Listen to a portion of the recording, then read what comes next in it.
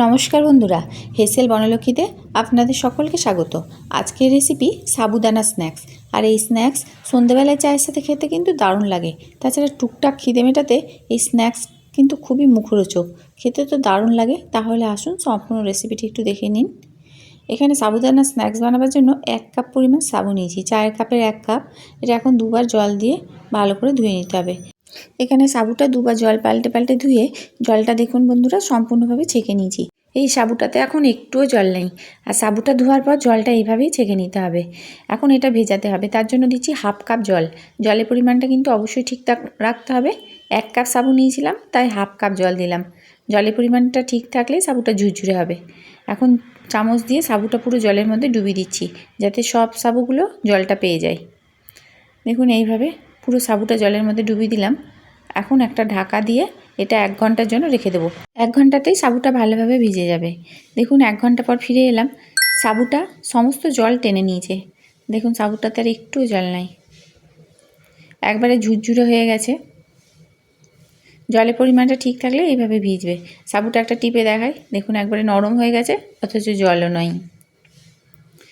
এখানে আমি মিডিয়াম দানা সাবু নিয়েছি, আপনারা যে কোনো মোটা সাবু নিতে পারেন। এবার সাবুটা একটা ফুটো ফুটো থালা এভাবে ঢেলে দিচ্ছি। মোটা দানা সাবুতেও কিন্তু এই রেসিপিটা বেশ ভালো হবে।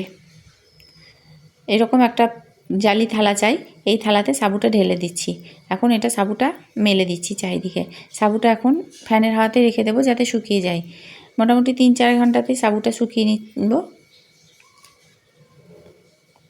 আর যাতে চারিদিক থেকে হাওয়া পায় তার জন্য এই থালার তলাতে একটা বাটি দিয়ে দেবো, যাতে চারিদিক থেকে হাওয়াটা পায়। আমি এটা ফ্যানের হাওয়াতেই রেখে দেবো, কিন্তু আপনারা ইচ্ছা করলে একটু রোদেও দিয়ে নিতে পারেন, তাহলে তাড়াতাড়ি শুকিয়ে যাবে। দেখুন বন্ধুরা, আমি ফ্যানের হাওয়াতে রেখে দিয়েছিলাম মোটামুটি 3-4 ঘন্টা, তাতে সাবুটা অনেকটাই শুকিয়ে গেছে। তবে আরেকটু শুকালে ভালো হতো। যাই হোক, আমি এখন এটা ভাজবো। তবে রোদের মধ্যে শুকিয়ে নিলে ভাজাটা আরও তাড়াতাড়ি হয়।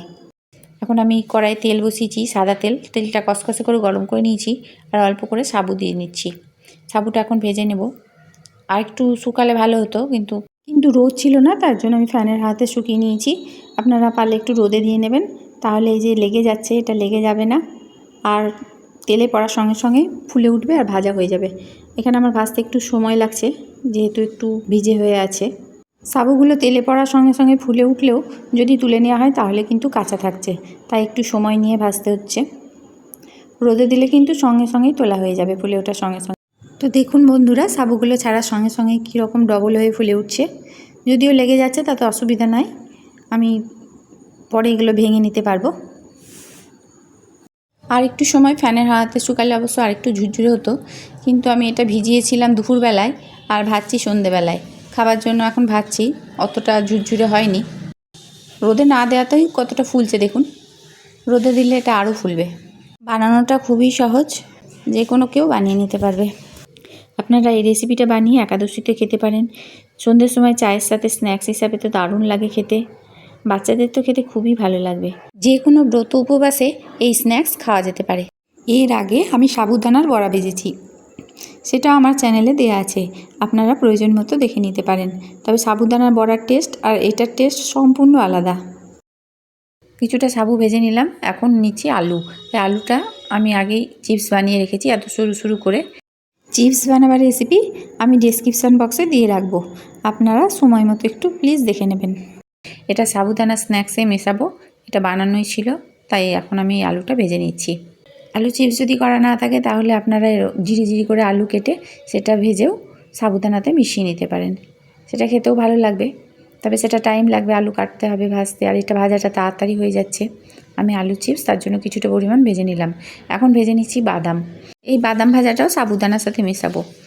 তো আপনারা যদি ইচ্ছা করেন তাহলে এই তেলের মধ্যে নারকেল কুচি, কাজু বাদাম, কিশমিশ ভেজে নিতে পারেন। তাছাড়া যে ড্রাই ফ্রুটস আপনাদের পছন্দ সব ড্রাই ফ্রুটস ভেজে নিতে পারেন।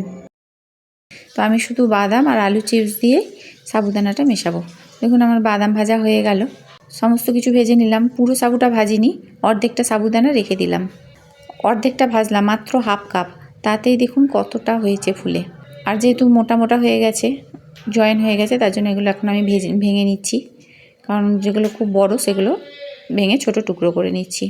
খুব বেশি ছোট করব না, কারণ গোটা গোটা থাকলে বেশ ভালো লাগে, তার জন্য আমি কিছুটা ছোট করে নিলাম।